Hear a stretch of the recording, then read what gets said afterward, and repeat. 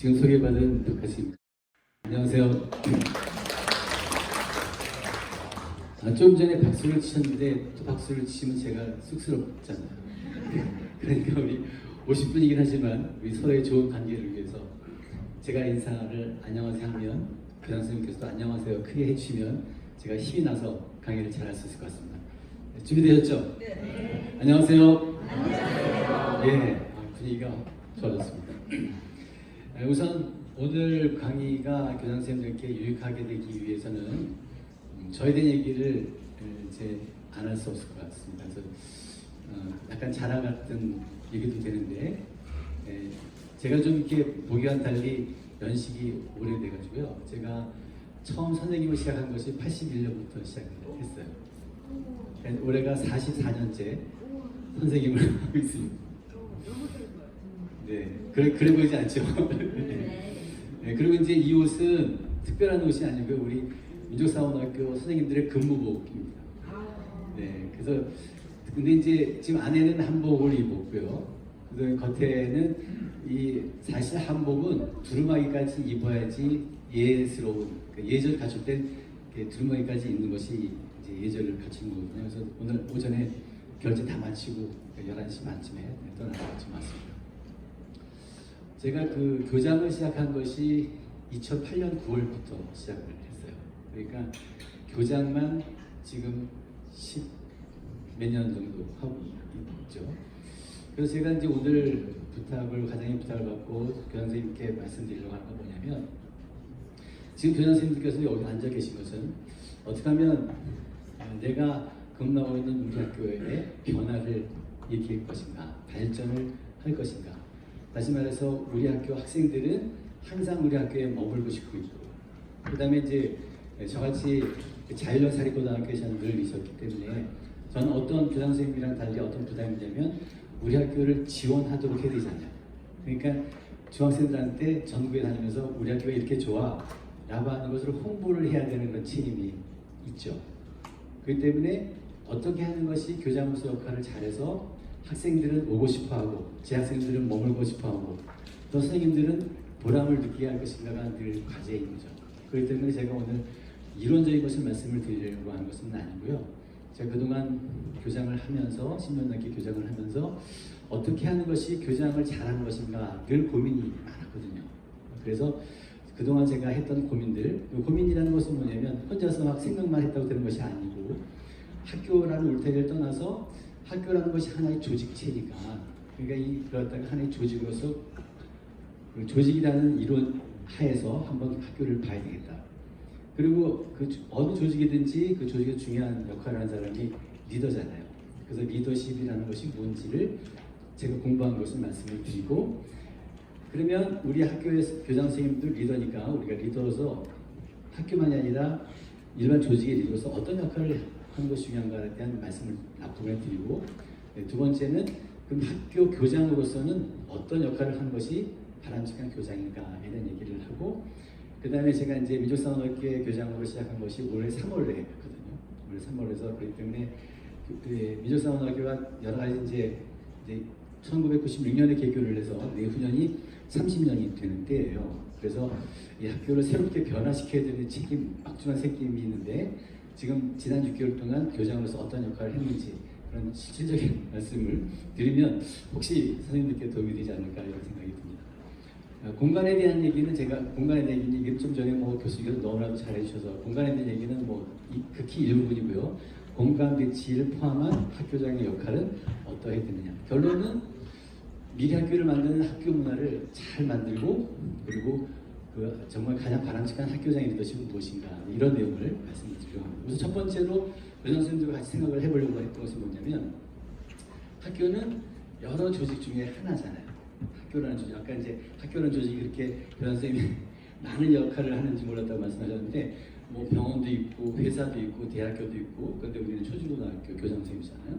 그렇지만 학교이긴 하지만 학교라는 조직 안에 구성되어 있는 중요한 요소들이 뭔지는 우리가 한 번쯤 생각을 해볼 필요가 있다는 거죠. 그래서 거기 교재에 다 있으니까 제가 다 설명을 드리진 않겠어요. 이런 것으로 구성되어 있는 것이 학교 조직이거든요. 그런데 아무리 생각해봐도 학교라는 것은 조직이긴 하지만 공유하는 가치가 있어야 되고요. 또 구성원도 있어야 되잖아요. 그렇지만 이 조직을 구성하고 있는 것 중에서 제일 중요한 역할을 하는 것은 가장 중요한 요소는 바로 리더, 그 학교의 지도자가 제일 중요한 거예요. 구성원도 중요하고 시설도 중요하고 그 안에 있는 어떤 조직이라든 의사결정 과정도 중요하지만 그 조직을 발전시키는데 제일 중요한 역할을 하는 것은 교장 선생님인 것 같아요. 그렇기 때문에 저도 책임감이 많고 그렇습니다. 근데 저는 이제 교장 선생님들도 경험하시겠지만 이제 교감 때부터 평교사랑 달리 교감과 교장을 부를 때 우리는 우리 스스로가 뭐라고 부르죠? 교감, 교장을 묶어서 부를 때 교장 선생님 뭐라고 부르죠? 주로 학교의 관리자라고 관리자. 학교의 관리자라고 하는데 저는 이 말이 정말 싫어요. 그래서 지금 좀 전에 권 교수님께서 왜 학교 공간을 하려면 일단 챗GPT한테 물어보라고 했잖아요. 그럼 다 그러지도 했잖아요. 제가 챗GPT한테 관리자, 리더가 아니고 관리자라는 느낌이 드는 그림을 하나 그려줘. 했더니 이렇게 그려줬어요. 이게 챗GPT가 그려준 거예요. 그러니까 약간 그런 느낌이죠. 뭔가 관리자는 뭐냐면 교육청에서 시키는 것을 잘 관리를 해서 사고 안 나게 유지하는 것이 관리자의 책임이잖아요. 그런 역할을 하는 사람처럼 그렸잖아요. 그래서 챗GPT가 하는 역할이 굉장히 놀라워요. 그래서 이제 그러면 제가 이제 결론적으로 사실 하고 싶은 말은 교장 선생님은 관리자가 아니라 무엇이다. 무엇이 되셔야 돼요, 교장 선생님. 관리자가 되시면 저는 아니라고 생각해요. 그건 관리자는 교감 선생님까지는 관리자라고 해도 돼요. 근데 우리 교장 선생님은 뭐라고요? 뭐이셔야 돼요? 우리가 요즘에 자기주도적인 학습을 한다고 하잖아요. 학생이 주도가 돼서 수업을 해야 되니까 교장 선생님 말씀하셔야 돼요. 어떤 역할을 하셔야 돼요? 어떻게 불리움을 받는 게 좋으세요? 리더죠.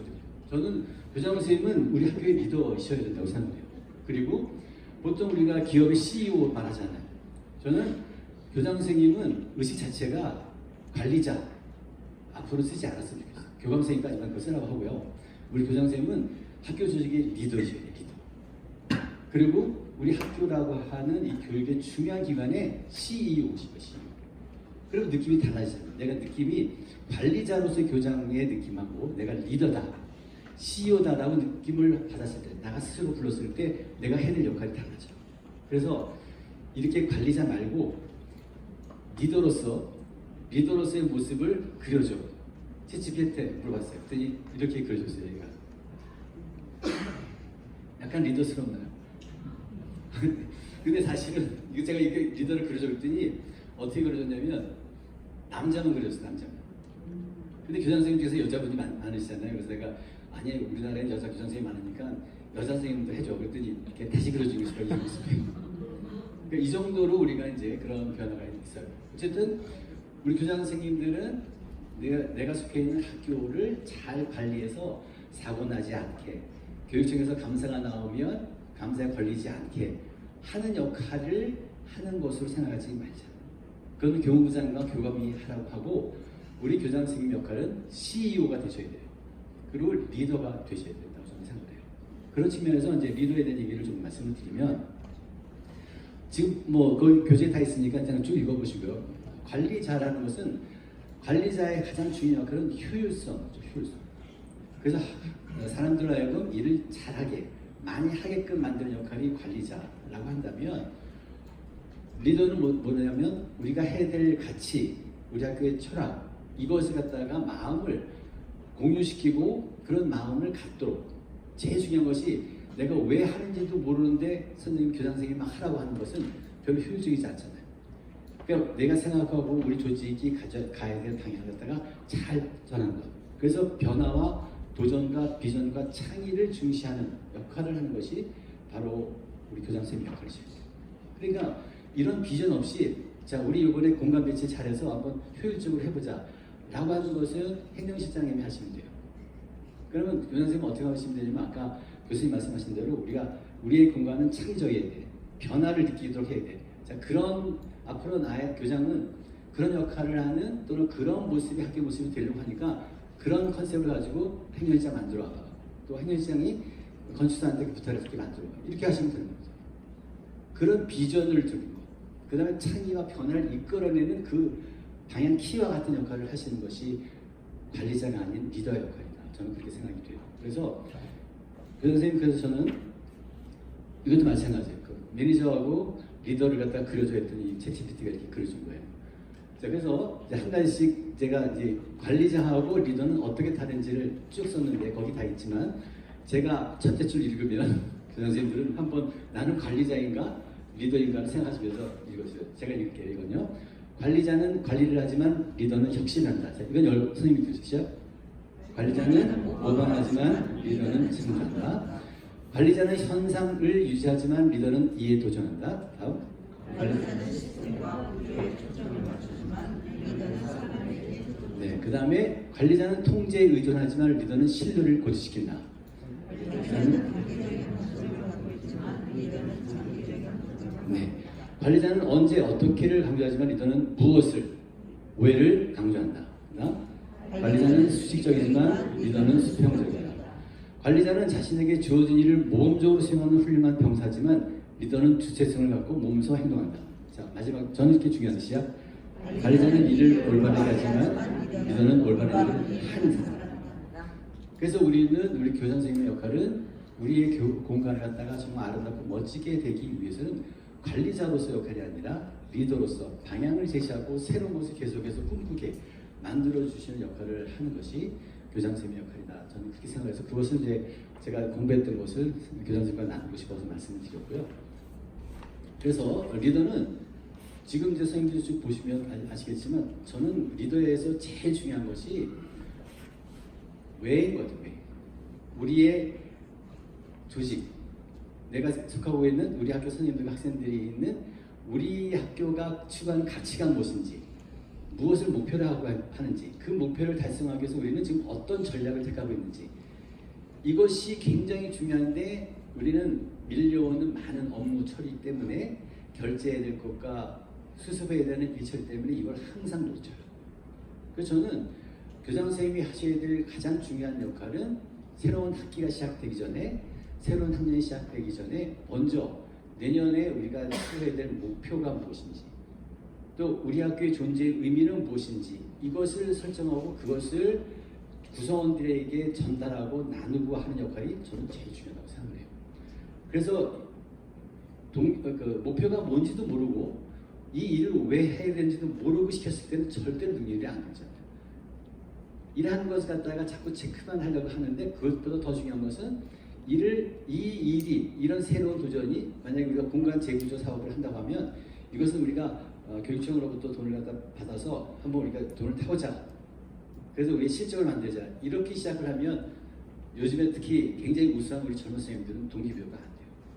이것을 왜 해야 되는지, 이 공간 재배치라든가 공간 사업을 갖다 왜 해야 되는지에 대한 그런 의미를 부여하는 역할을 하시는 것이 훨씬 더 업무를 체크하고 그 다음에 독려하고 그런 것보다 훨씬 더 중요한, 또 결과적으로 목표를 달성하는 데 더 중요한 겁니다. 저는 그렇게 생각이 듭니다. 그래서 항상 구성원들 간의 공유된 믿음과 가치관, 이것을 늘 생각하시고, 그러려면 교장 선생님 먼저 우리가 갖고 있는, 우리 학교가 갖고 있는 가치와 우리가 학교가 갖고 있는 추구해야 될 가장 중요한 목표와 우리 학교의 교육 철학이 무엇인지, 그것이 분명하지 않다고 한다면 적어도 교장 선생님의 교육 철학을 분명히 제시하시면 됩니다. 그래서 보통 우리가 이제 교육계획서를 만들기 전에 한 9월 때부터 좀 이르시면 10월부터 내년도에 대한 교육 목표나 방향을 교육 철학적 근거에서 만드시는 것이 훨씬 더 학교를 발전시키는데 교장 선생님이 해야 될 중요한 역할이다. 저는 이렇게 늘 생각을 하고 실천을 하고 있습니다. 그러면 리더십에 대한 책을 보시면 뭐 리더십이 유형하죠. 여러 가지가 있어요. 뭐 카리스마적 리더십, 뭐 서번트 리더십 여러 가지 있는데 그 리더십이 여러 가지 중에서 저는 그 유형 중에서 제일 좋은 말, 리더십 앞에 들어있는 표현하는 말 중에서 가장 좋은 말을 저는 트랜스포머티브 리더십을 제일 좋아해요. 그런 트랜스포머티브 변혁을 이끌어갈 수 있는 리더는 누가 있는가를 이렇게 한번 제가 조사를 해보니까요. 이분들이 가장 대표적인 우리 교장 선생님들이 닮아가야 할 그런 분들인 것 같아요. 다 아시겠죠? 누구신지. 자, 그럼 제일 위에 있는 저분은 누구예요? 맨 위에 이분. 이제 많이 늙으셨네요. 이분이 저랑 나이가 똑같아요. 누구시죠? 빌 게이츠. 마이크로소프트의 빌 게이츠이시고요. 그 다음에 이분은 만델라, 만델라고, 이분은 마하트마 간디. 이분은 아시죠? 누구? 이순신 장군, 성우 이순신. 그 다음에 세종대왕. 정말 이분들이야말로 변혁적인 리더십을 보인 대표적인 인물이라고 생각해요. 우리가 딴 데서 할 것이 아니라 특히 세종의 리더십이라든가 또는 그 성우 이순신의 리더십은 정말 우리가 리더로서 교장 선생님이 리더십을 생각할 때 이분들은 훈화를 위해서라도 한 번씩 꼭 공부를 하시는 게 좋고, 이분은 누굴까요? 네, 정약용, 다산 정약용. 애민 정신과 그 다음에 실학 정신의 대표적인 그런 정약용이시고, 이분은 마르틴 루터 킹 목사님, 그 다음에 이분은 스티브 잡스. 근데 이분은 아마 이분을 아시면, 혹시 이분 누군지 아시죠? 아시는 교장 선생님. 이분은 유럽 사람이에요. 유럽 사람. 네덜란드 사람이에요. 그러니까 지금의 네덜란드를 굉장히 그 유럽의 아주 그 대지도 낮고 그래서 굉장히 후진적인 그 네덜란드를 갖다가 지금의 네덜란드를 만든 교육과 종교의 획기적인 변혁을 일으킨, 잘 알려지지 않지만 저는 굉장히 존경하는 분인데, 아브라함 카이퍼라는 사람이세요.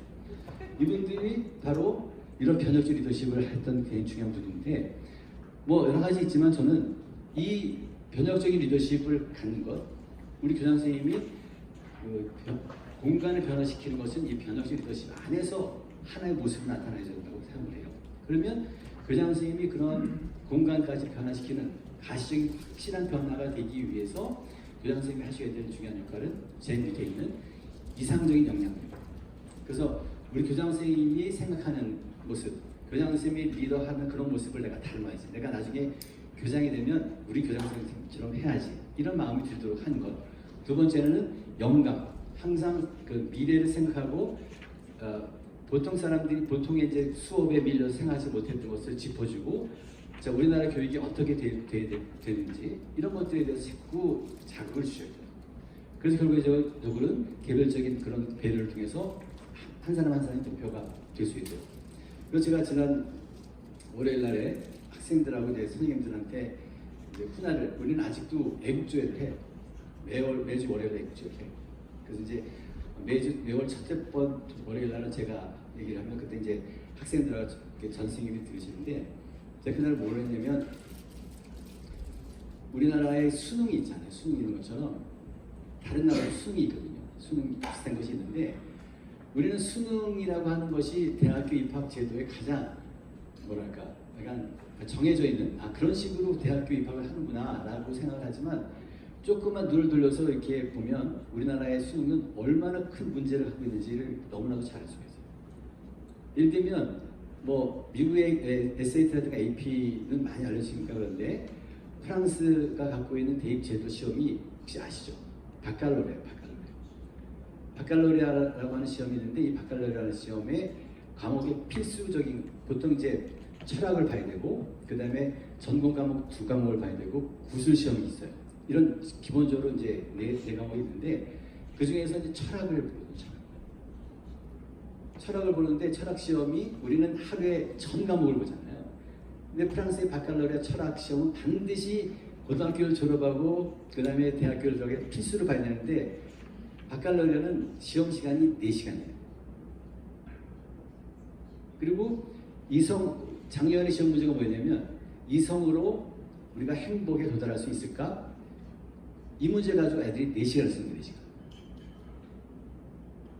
그러니까 우리처럼 막 챗GPT가 다 알려줄 수 있는 그런 객관식을 갖다 고르는 것을 위해 열심히 가르칠 것이 마치 금처럼 아주 소중하게 얘기를 할 때, 걔네들은, 다른 나라 애들은 지금 정답이 없는 문제 가지고 4시간 동안 머리를 싸매고 글을 쓴다고.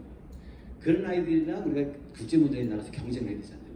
그러니까 예를 들면 그런 식으로 우리가 일상의 생활에 매몰되어 있을 때 우리 학생들한테, 선생님들에게 그러한 세계의 변화에 대해서 영감을 주고 지적인 자극을 주는, 그리고 다른 나라의 오늘 교수님이 말씀해 주신 것처럼 당연하게 있는 우리 교실과 우리 학교의 모습들, 이런 것들을 그냥 답습하고 조금씩 개선하는 그런 것이 아니라 근본적인 변화를 일으킵니다.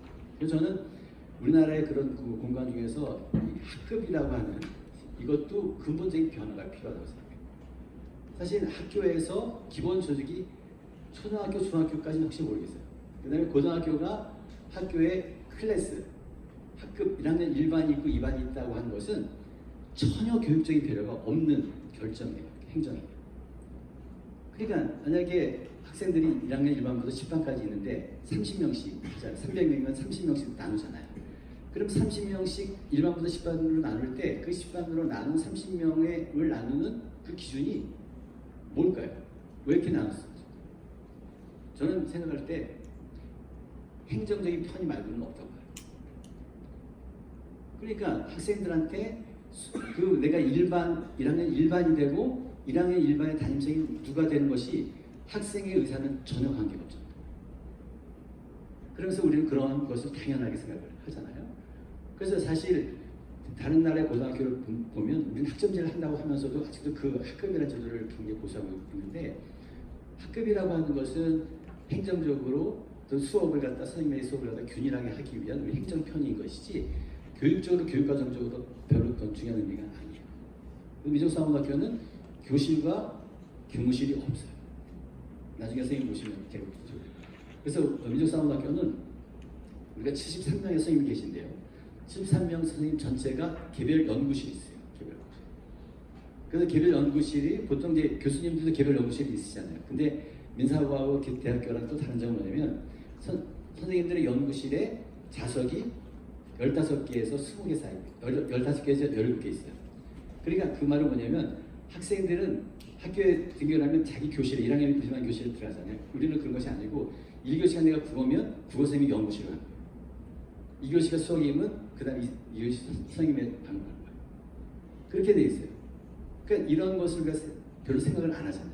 당연히 우리는 학생들이 등교를 하면 1학년 1반이면 1학년 1반을 가야 되고 2반을 가야 되고, 그런 것들도 우리가 깨트릴 수 있는 공간에 대한 이해, 그런 공간에 대한 접근이 이제부터는 필요할 때가 됐다. 그냥 있는 것을 당연하게 생각해서 전등을 바꾸고 디자인을 바꾸고 그것이 중요한 것이 아니에요. 이런 영감을 교장 선생님들이 줄 수 있으면 좋겠다. 그 말씀을 꼭 드리고 싶었고요. 그래서 이거는 뒤에 나오니까 다시, 그래서 이제 OECD에서도 세계 어느 나라도 교육이 가장 큰 문제예요. 교육이 가장 큰 문제고 교육을 어떻게 잘할 것인가 모든 나라가 고민을 하는데, OECD에서 학교를 바꾸는데 가장 중요한 요인이 무엇인가를 굉장히 많은 학자들이 연구를 했더니 결국 교장 선생님이십니다. 그래서 교장 선생님이 교장의 역할을 제대로 해야지 학교가 세계 어느 나라도 바뀐다. 그래서 OECD가 아예 교장 선생님들이 굉장히 그 내용이 많으면 잘 이해가 안 되고 기억도 안 되니까 교장 선생님이 해야 되는 역할은 4가지로 정리하자. 그래서 OECD가 정한 학교장의 역할이에요. 첫 번째는 교사의 자질의 지원, 평가를 개발하는 것. 그 다음에 학교의 교육 목표, 선생님의 목표, 이걸 갖다가 목표를 설정해서 그 목표를 달성했는지 하지 않았는지를 하는 거예요. 그래서 저는 학점제가 굉장히 우리나라 교육의, 고등학교 고등학교에 큰 문제를 앞으로 일으킬 것이다 이렇게 걱정이 돼요. 왜냐하면 학생들한테 많은 선택권을 준다고 하는 것까지는 좋아요. 그건 좋은데 그 결과를 누구도 책임이 안 지게 되겠어요. 그 목표 많은 과목을 들어서 그것을 갖다 달성을 했는지 몇 가지 있어요. 뭐 60점, 40점이 안 되면 어떤 것인데 강제성이 하나도 없거든요. 그러니까 다양한 과목을 공부하되 깊이 있는 공부를 못하게 되는 그런 위험성이 있어요. 예를 들면 우리 학점제를 통해서 5단위가 기본이었는데 4단위로 4학점을 바뀌었어요. 그러니까 학생들이 이수해야 될 과목 수가 고등학교 졸업을 할 때 한 30가지 정도 될 거예요. 그런데 좀 전에 말씀드렸던 프랑스라든가 유럽에서는 3학년까지 공부하는 과목 자체가 6과목이 넘는 나라가 별로 없어요. 다시 말해서 소과목 심화학습을 하게 되는데 우리나라는 다과목 피상교육을 하게 되어 있다는 거죠. 그러니까 그래서 그 교육을 제대로 했는지. 그래서 바칼로리아라는 것은 대학교 입학 시험이 아니고요, 고등학교 졸업 자격 시험이에요. 그러니까 만약에 프랑스에서 내가 대학교를 가겠다 하려면 고등학교 졸업 자격을 얻어야 되잖아요. 바칼로리아는 사실은 고등학교 졸업 자격입니다. 근데 우리는 그런 목표를 그냥 3분의 2만 추석하면 다 졸업을 시키잖아요. 그런 평가에 대한 책무성을 전혀 물어보질 않아요. 이것이 교장선생님이 해야 될 역할이 있다는 거고, 그다음에 인적 재정적인 자원 관리. 그래서 마찬가지로 오늘의 주제인 이제 교감선생님과는 달리 교장선생님은 우리 학교의 시설이라든가 재정에 대해서 관심을 많이 갖고 효율적으로 운영될 수 있도록 해야 될 책임이 교장선생님이 있으시다. 네 번째로는 그냥 우리 학교만 잘 되면 되지가 아니라 지역사회와 관계라든가 또는 교육청의 관계라든가, 그래서 우리 학교가 소지하고 있는 지역사회의 원만한 관계, 이것이 이제 중요하죠. 그래서 이제 우리가 이제 민족사원학교는 횡성이거든요. 그래서 횡성에 있는 학생들한테 학생들이 봉사하러 나가기도 하고, 그 다음에 우리가 이제 내년서부터는 해마다 2학점을 봉사 시간으로 지역사회를 봉사를 해야지만 이제 그 다음 단계로 올라가는데 그런 것을 하려고 해요. 그렇기 때문에 지역사회 관계화를 굉장히 중시해야 됩니다. 이것이 교장선생님의 역할인데요. 제가 이런 교장선생님들의 역할을 보면서 제일 인상적으로 봤던 것이 미국이었어요. 그래서 교장선생님 이거는 10가지나 되니까 제가 다 설명을 드리지 못했는데요. 우리가 사실은 우리나라의 교장선생님, 정말 교장선생님 된 거 제가 축하드리는데, 아쉬운 것은 교장선생님이 된 다음에 교장선생님의 그런 능력에 대해서 평가를 하거나 관리하는 제도가 없잖아요. 그런데 미국에서는 교장선생님이 되는 것이 중요한 것이 아니라 교장선생님이 된 이후에 내가 이 10가지 기준에 얼마만큼 도달했는지를 늘 공부하도록 그렇게 만들고 있어요. 그래서 이걸 갖다가 이제 푸셀이라고 하는 것인데, 나중에 이제 관심 있으신 분은 보세요. 그래서 내가 지금 여기서도 마찬가지로 교장선생님이 해야 될 첫 번째 역할은 학교의 사명, 비전, 핵심 가치의 유지, 발전, 공유를. 그러니까 교장선생님이 지금 먼저 스스로에게 질문해 보실 것은 내가 있는 학교의 교훈, 이 누가 정했고 이 교훈은 우리의 교육 철학을 담고 있는지. 그래서 우리 학생들한테 우리 학교는 나와 교감선생님과 우리 선생님들은 어떤 방향으로 어떤 가치를, 어떤 철학을, 어떤 교육을 갖다가 심어줄 것인가에 대한 것을 분명하게 하시는 것이 저는 교장선생님이 하셔야 될 제일 중요한 일이라고 생각합니다. 그러고 난 다음에 전문가로서의 모범을 보여주시는 것, 그리고 오늘 이렇게 공부하시는 것처럼 끊임없이 우리 학교의 변화 발전을 위한 연구와 노력을 하시는 것이 필요하다, 이렇게 생각합니다. 그래서 이 10가지의 모습을 보시면서 교장선생님이 나의 역할이 지금 이 10가지 미국 초중고등학교 교장선생님의 역할과 비교했을 때 나는 어디 와 있는지 한번 보시는 것이 필요할 것 같아서 제가 소개를 해드린 거고요. 이제 그 학교로 돌아와서 제가 이제 그 선생님들한테 그런 교장선생님들이란 이렇게 연수가 있을 때 제가 꼭 하는 말이 이 4가지예요. 우리는 지금까지는 일반적인 리더에 대한 말씀을 드렸다고 한다면, 이제부터 이제 학교 교장선생님이시잖아요. 학교 교장선생님이든 또는 선생님이든 항상 새로운 변화를 생각할 때 4가지를 생각을 하자. 그 4가지가 바로 뭐냐면 외갑에, 무갑에, 억압에, 제갑에 있고요. 그래서 아까 처음에 반복돼서 말씀드린 것처럼 외갑이라는 것은 왜 가르치고 배우도록 할 것인가. 이것이 바로 계속 제가 강조해서 말씀드렸던 교육 목표, 교육 철학, 그 다음에 인재상인 거죠. 그런데 우리가 어떻게 가르치냐 또는 어떤 시설을 하느냐라는 지역적인 부분적인 일 때문에 늘 놓치고 있는 것이 저는 이거라고 생각해요. 그래서 교장 선생님이 해야 될 가장 중요한 역할은 저는 외갑회가 제일 중요하다고 생각해요. 외갑회 확실하게 된 다음에 하시는 것이 바로 뭐냐면 무갑회거든요. 이 무갑회는 지금 보시는 것처럼 이 목표가 설정이 됐으면 그 목표를 달성하기 위해서 무엇을 가르치고 배우게 할 것인가, 다시 말해서 커리큘럼을 잘 만드는 거죠. 그렇기 때문에 학교 교육 과정이 굉장히 중요하죠. 그럼 학교 교육 과정이 만들어졌어요. 그러면 학교 교육 과정을 가지고 우리가 억압에 어떻게 가르치고 배우도록 할 것인가가 중요하죠. 바로 여기에 바로 교수학습, 학습 조직, 교육 공간이 들어가는 거예요. 그러니까 우리가 지금 공부하고 또 연수를 받고 계신 교육 공간이라고 하는 것은 교장 선생님이 하셔야 될 역할 중에 저는 3번째쯤이라고 생각해요. 먼저 우리 학교의 교육 목표, 그 다음에 이 교육 목표를 달성하기 위해서 나는 이렇게 교육 과정을 하려고 하는데 우리 학교의 교육 공간이 그렇게 되어 있지 않아. 학생들한테 자유롭게 쉬는 공간도 있었으면 좋겠고, 나는 학생들도 학생이지만 너무나도 공간을 배치하고 공간을 계산할 때 너무나도 소외되는 분이 누구냐면 선생님이세요. 그리고 학교의 행정 지원들이에요. 선생님들이 정말 쉴 공간, 연구할 공간을 충분히 드리고 있는가. 그래서 선생님들이 좋은 수업을 할 수 있도록 하고 있는가. 이 교육 과정이 제대로 돌아가기 위해서 선생님들한테 충분한 교육 공간을, 쉼의 공간을, 연구의 공간을 드리고 있는가, 이것도 생각하셔야 됩니다. 그러니까 우리가 교육 공간이라고 하는 것과 요즘에 우리 교육의 질을 높인다고 할 때 항상 교사학습 방법, 평가 방법, 이것에 대한 개선을 많이 하잖아요. 그 전에 항상 우리가 교육 목표를 이루기 위한 교육 과정이 설계가 되는데, 이 교육 과정이 잘 되기 위해서는 아까 말씀드렸던 학습 조직은 어떻게 해야 되고, 선생님들은 어떻게 배치해야 되고, 공간은 어떻게 해야 되고, 학교 동선은 어떻게 해야 되고, 그래요.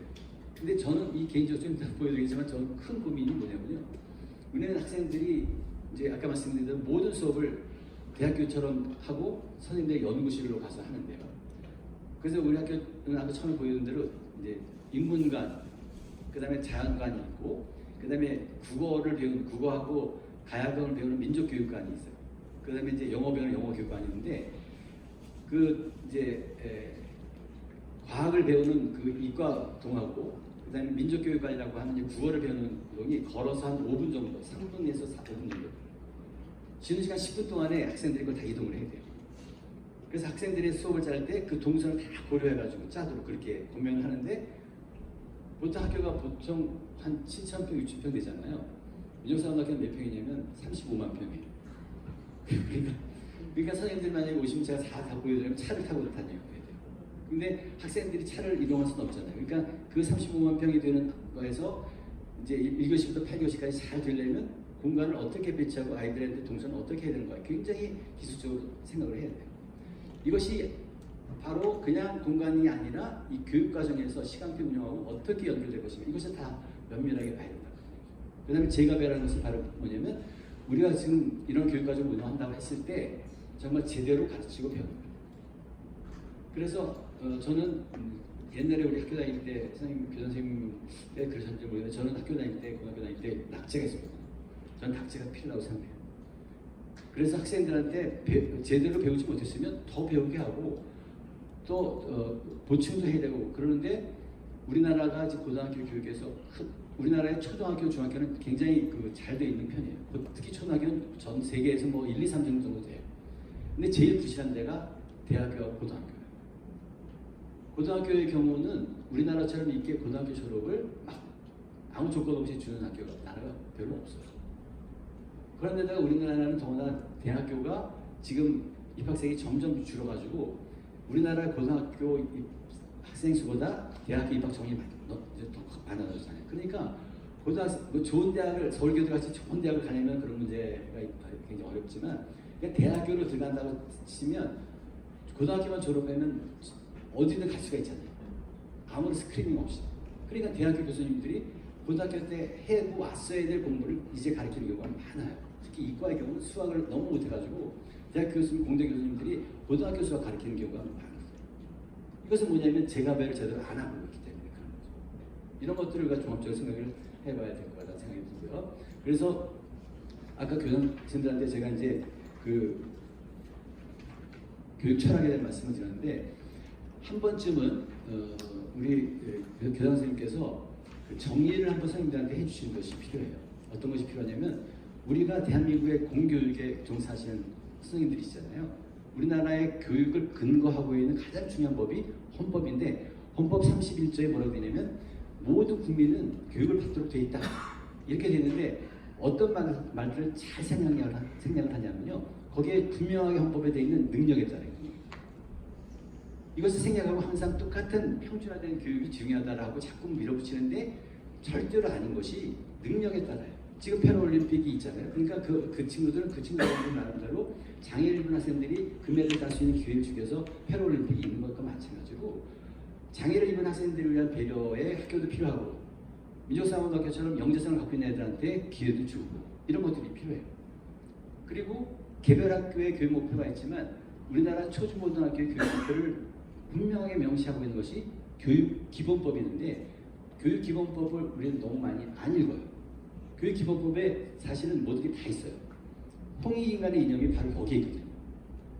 근데 정말 우리가 교육을 한다고 했으면, 제가 배를 말한다고 한다면 어떤 노력을 반드시 졸업시킬 때 해야 되냐면, 자, 고등학교를 졸업을 한다, 중학교를 졸업을 한다, 초등학교 졸업을 한다 할 때 꼭 우리가 물어보고 확인해 봐야 되는 것은 뭐냐면 대한민국 교육 이념인 홍익인간, 세상을 널리 이롭게 하는 그런 태도나 역량을 우리는 얼마큼 가르쳤는가 한 번쯤 물어봐야 되는 누구도 안 물어봐요.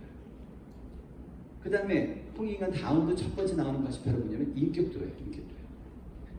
국영수를 잘하고 시험을 잘 보는 것이 절대로 아니거든요. 교육기본법에 홍익인간을 실현을 하고 그러기 위해서 인격도를 먼저 하고 맨 마지막은 1106이 이바지하자는 우리나라 교육에 관한 이 기본법은요 너무나도 잘 돼 있어요. 근데 이렇게 너무나도 잘 된 것을 너무나도 안 읽어요. 아무래도 구현 안 하려고 해요. 그러니까 이제부터는 하고 지금 내년부터 전면 도입되는 2022 개정 교육과정도 저는 너무너무 잘 돼 있다고 생각해요. 4가지 인간상과 6가지 핵심 역량. 자기주도적인 사람, 창의적인 사람, 교양 있는 사람, 더불어 사는 사람, 자기관리 역량, 지식정보처리 역량, 창의적 사고 역량, 심리적 감성 역량, 협력적 소통 역량, 공동적 역량 이 10가지입니다. 그러니까 교장 선생님 학교에 어떤 교육 목표가 있는지도 고려해야 되지만 우리는 사실은 국가교육과정에 의해서 초중고등학교를 운영한 거잖아요. 좀 더 현실적으로 말씀드리면 대한민국의 학교란 2022 개정 교육과정을 실행하는 기관이다. 이렇게 저는 말할 수 있다고 봐요. 그렇다면 우리가 졸업을 했을 때 한학년에 왔을 때 이 4가지 인간상과 6가지 역량을 정말 얼만큼 갖추게 했는가를 한 번쯤은 점검을 해봐야 된다. 그리고 우리가 시설과 공간을 재배치할 때도 우리가 공간을 재배치할 때 우리 학교에서 구현하려고 하는 창의적 인간을 구현하기 위해서 우리는 재배치해야 된다. 라고 해서 우리 2022 개정교육과정의 인간상과 기르고자 하는 핵심 역량이 바로 교육공간과 시설에도 잘 반영되도록 하는 것이 필요하다. 이렇게 생각이 들어서 이 말씀을 드렸고요. 아까 이제 OECD 말씀을 드렸는데 그 OECD에서 2030 러닝 컴퍼스를 가지고 학습 나침판이라는 것을 제시하는데 이건 많은 분들이 교육하시는 분들 많이 얘기하시는 건데 제가 여기서 꼭 교장 선생님하고 같이 공감하고 꼭 이렇게 합시다 했으면 좋겠던 것이 뭐냐면 이 사람들이 OECD가 2030 러닝 컴퍼스를 만들 때 굉장히 잘했다고 생각하는 것이 뭐냐면 교육의 방향을 설정할 때 나침반으로 설명했다는 것이 저는 굉장히 공감이 됐어요. 우리 방향이라는 것이 동서남북 4방향이 기본적으로 있잖아요. 그런데 대한민국을 포함해서 대부분의 세계의 많은 나라들이 북이나 남쪽 이 2가지로 주로 교육을 했다는 거예요. 방향은 분명히 동서남북인데 다시 말해서 여기 보시는 것 중에서 중요한 것이 바로 뭐냐면 제일 중요한 컴피턴스 능력을 갖추게 하는데 우리는 여태까지 뭘만 했냐면 날리지만 했다. 날리지. 그리고 날리지보다 조금 더 많이 한 사람들이 뭘 했냐면 바로 스킬까지는 했는데 이것까지는 열심히 해요. 수능을 잘 가르치고 또 영어 회화도 들을 줄 알고 또 실험도 하고 이것까지 잘하는데 이걸 안 하는 올바른 태도 그리고 올바른 가치관을 심어주는 것 이 교육을 너무 안 하니 우리 OECD라고 하는 나라들은 자칭 선진국가들이잖아요.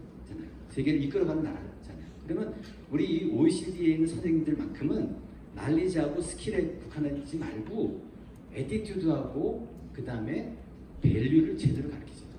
결국 지금 대한민국이 갖고 있는 문제가 다 바로 애티튜드하고 밸류에 대한 문제잖아요. 초등학교 선생님이 자살을 해서 우리가 큰 문제가 생긴 것도 학생들한테 학생 인권이라는 문제를 전혀 태도도 안 가르치고 그다음 가치관도 안 가르치기 때문에 그렇게 된 거잖아요.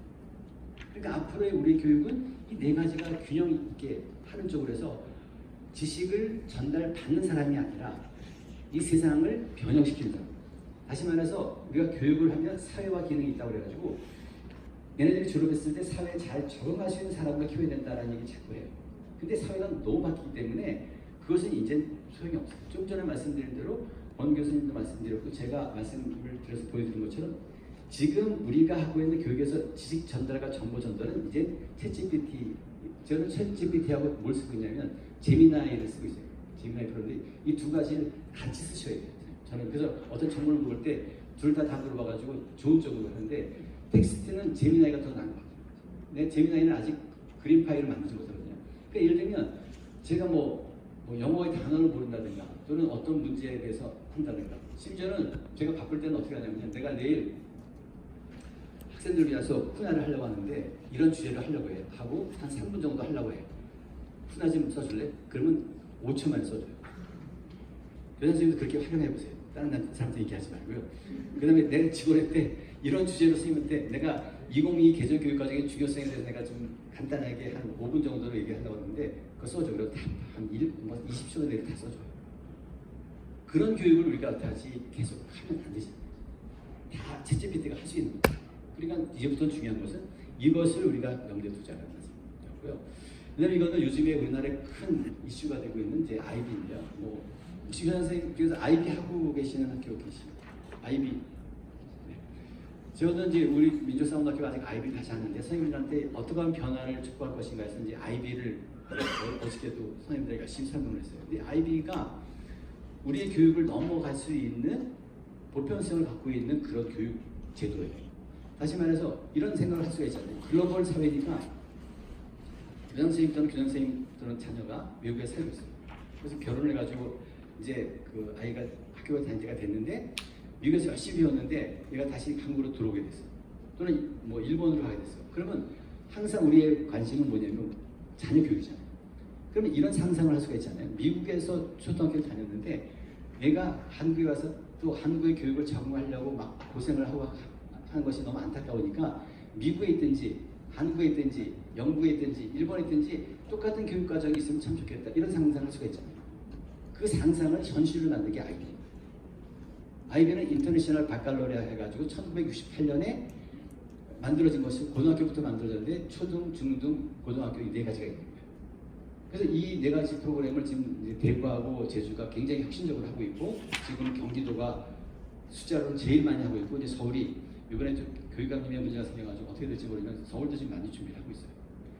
그랬을 때 이런 새로운 변화를 가리킬 필요가 있는데 이 변화 중에서 저는 제일 마음에 드는 것이 바로 뭐냐면 이념이 IB가 갖고 있는 이념 중에서 지금 빨간것이 되는 것이 바로 뭐냐면 학생들한테 어떤 걸 가르쳐야 되냐면 better 그 다음에 more peaceful world예요.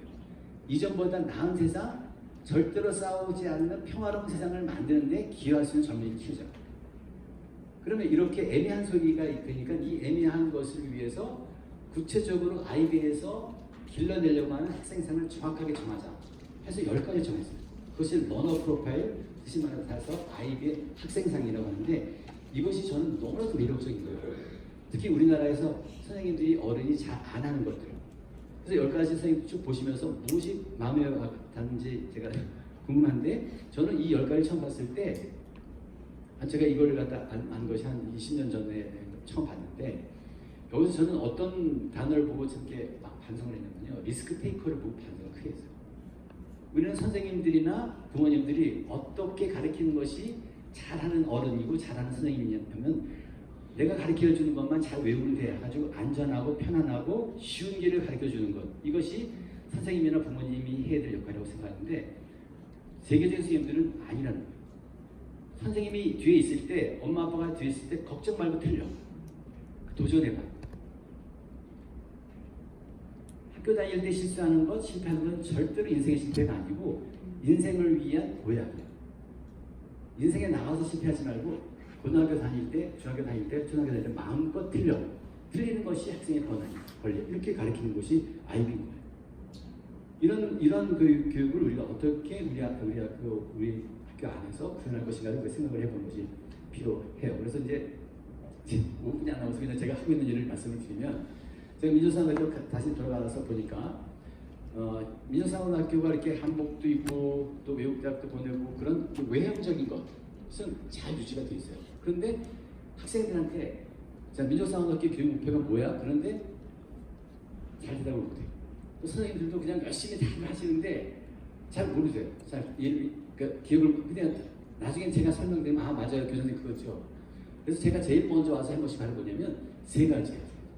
민족사관학교 교육의 목표는 제가 이제 사실 민족사관학교에 오래 갔지만 제가 초창기에 7년을 있었어요. 그래서 지금의 민사고의 그런 국제 프로그램을 제가 그 당시에 교감이었는데 그때 이제 만들어놨었거든요. 그래서 20년이 지나서 다시 컴백을 했는데 그때 만들어놨던 교육 목표라든 이것을 교육을 활동을 하고 계신데 그 활동이 무슨 의미가 있었는지 그것에 대해서 다 잊어버리신 거예요. 그래서 제가 정리를 해드린 거예요. 선생님, 또 우리 민족사관학교 학생 여러분, 우리 민족사관학교는 슬로건으로 말하면 민족을 가슴에 세계를 품하는. 그래서 우리는 민족 주체성 교육을 하는 학교고, 그래서 한복을 입는 거고, 그 다음에 영재 교육을 하는 학교고, 그 다음에 글로벌 리더십을 가르치는 학교예요. 우리의 모든 프로그램은 이 세 가지에 의해서 나온 거예요. 라고 설명해 드렸어요. 그래서 이제 그 다음에 너무나도 아까 말씀드린 35만 평이 넘는 그 광활한 대지인데도 그냥 그것이 불편하다고 생각하는 거예요. 아침 새벽 공기를 마시면서 우리는 아침마다 학생들이 태권도 검도 다 하거든요. 그때 새벽 공기를 마시면서 가요. 근데 아이들이 그걸 힘들어해요. 근데 거꾸로 세상에 아침 공기를 마시고 아침 안개와 새소리를 들으면서 학교를 갈 수 있는 학교가 세상에 어디 있겠어? 그래서 그런 것에 대한 긍지를 갖게 해주는 거예요. 그리고 학생들한테 지금 전 세계에 나가 있는 사람들이 많거든요. 그래서 전 세계에 나가 있는 동문들의 모습들. 그래서 제가 이제 새롭게 우리 민족사관학교에 부여한 새로운 슬로건이 뭐냐면 대한민국 교육의 자부심. 대한민국의 고등학교 교육을 대표하는 학교가 되죠. 그렇게 해서 선생님들한테 지난 한 학기 동안에 이런 모습으로 자꾸 이제 붕업을 시켜서 긍지를 갖게 됩니다. 그러니까 선생님들이라든가 학생들 눈빛이 이제 달라지기 시작했어요. 그래서 제가 만든 건데, 그래서 우리는 이렇게 민족 주체적 교육을 한다. 우리는 융합 영재 교육. 그래서 학생들이 일반 학생보다 더 훌륭한 학생이고, 그 다음에 사실 우리는 학교에서 뭘 하냐면 영어 상용 정책을 하고 있어요. 일상생활 영어로요. 앞으로 글로벌 사회에서 적응이 됩니다. 이렇게 영어로 수업을 하고 영어로 대화할 수 있는 그런 교육을 할 수 있는 학교 세상에 어디 있어? 이런 학교를 다니고 있는 거고, 선생님들은 이런 학교에 계신 선생님이세요. 이렇게 얘기를 합니다. 그래서 자긍심과 비전을 갖게 해주는 거죠. 그래서 학생들이 이런 다양한 활동을 할 수 있다고 하는 것에 대한 자긍심을 갖게 해주고, 우리는 펜싱도 하고 국궁도 해요. 그래서 학생들한테 이렇게 국궁을 통해서, 태권도를 통해서 국가적인 자긍심도 갖고 있지만 또 펜싱도 하면서 세계적인 그런 교육을 할 수 있도록 그렇게 이제 하면서 학생들한테 그런 자긍심을 갖게 해주고, 지금 보시는 것은 보시면 알겠지만 이렇게 해서 그 본질에 충실한 교육을 했더니 서울대학만이 아니라 보시는 대로 하버드, 예일, 그러니까 전 세계대가 다. 그리고 제가 이번 5월달에 그 이제 아이비 리그 투어 다닐 때, 과거에 20년 전에는 아이비 리그라고 하는 대학교가 있어서 그 학교를 가도록 꿈을 가져. 그렇게 해서 20년 전에 데려갔거든요. 근데 그 코스를 동부하고 서부 다 다녔는데, 똑같은 코스를 갔는데 20년 전이랑 달라지겠어요. 20년 전에는 그 학교에 캠퍼스를 보러 갔어요. 캠퍼스. 그런데 이번에 갔더니 그 캠퍼스에 다 동문들이 있고, 스탠포드 대학교 교수도 있고, 실리콘밸리 구글의 직원이 있고, 아까 이제 구글 말씀하셨는데 구글의 일반 방문객들은 못 들어가요. 우리 학교 동문들이 거기 다니고 있거든요. 그래서 자기 후배, 세컨 후배들 갖다 다 데리고 들어가가지고 구글과 메타 다 보여줍니다. 그래서 이러한 선배들이 있는 학교예요. 라고 이제 자긍심을 갖게 해주는 거죠. 그래서 결과적으로 이렇게 학생들한테 어떤 것을 하냐면 자꾸 우리 교장 선생님이 하셔야 될 역할은 비전을 주는 거예요. 그래서 우리 학교에 교포가 있는데 이 교포도 굉장히 의미가 있는데 이것도 설명을 잘 안 하셨던 거예요. 우리 가운데 촛불이 있거든요. 촛불이 자기를 태워서 세상을 발전하는 것처럼 우리의 교육 목표는 잘 먹고 잘 살자가 아니고 자기를 희생해서 민족과 국가를 위해서 희생하는 사람을 지도자로 키워내는 거예요. 그래서 적어도 우리 이 그 학교 교문에 들어오시면 저 돌이 15개가 있어요. 그 15개 돌에 뭐라고 써있냐면 본교 출신 노벨상 수상자의 동상. 이것도 하나가 아니고 15개가 있어요. 학생들한테 너의 얼굴이 저 위에 올라갈 거예요. 그래서 세계 노벨상을 받는 학교. 그래서 대한민국을 대표하는 대한민국의 민족상황학교가 있기 때문에 국민들이 자랑스러워하는 그런 학교가 되는 것이 우리 목표야. 이런 비전을 주는 것이 우리 교장 선생님의 역할이 아닌가 해서 제가 주저 넓게 말씀드렸습니다. 네, 경청해 주셔서 감사합니다.